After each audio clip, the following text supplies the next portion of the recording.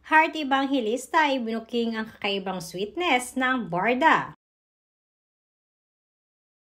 Madami ang talaga namang natuwa at kinilig sa naging sit-in interview ni Barbie Fortesa at David Licauco sa isang kilalang fast food endorsement. Ayon nga sa mga netizens ay nakakatuwa di umanong makitang magkasama ang dalawa. Despite sa mga bashing at issues sa kanilang dalawa, ay makikita mo pa din at mapapansin kung gaano ka-genuine ang isang Barbie Fortesa at David Licauco. Iba din ang vibe sa dala ng dalawa. They are trying to keep it low-key at hindi ipinapahalata what's going on between the both of them.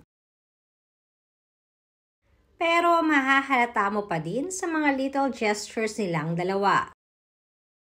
Mapapansin kasi sa umpisa ng interview ay mukhang hindi sweet sina Barbie at David.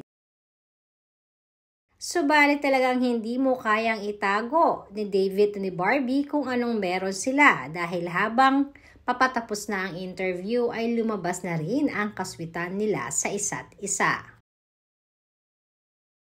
Kapansin-pansin din ang kakaibang ngiti at titig ni David kay Barbie, lalo na nang sinabi nito na love niya at kasama niya sa Tagaytay.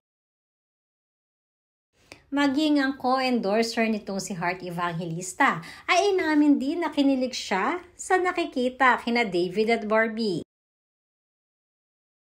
Naalala di umano niya noong time na may collab team din siya. Dahil iba daw talagang alagaan ni David si Barbie backstage lalo na kapag walang camera. Kaya naman parang muling nabuhayan ang mga Barda fanatics na muling pumanatag dahil ayon na rin sa kanila ay action speaks louder than words.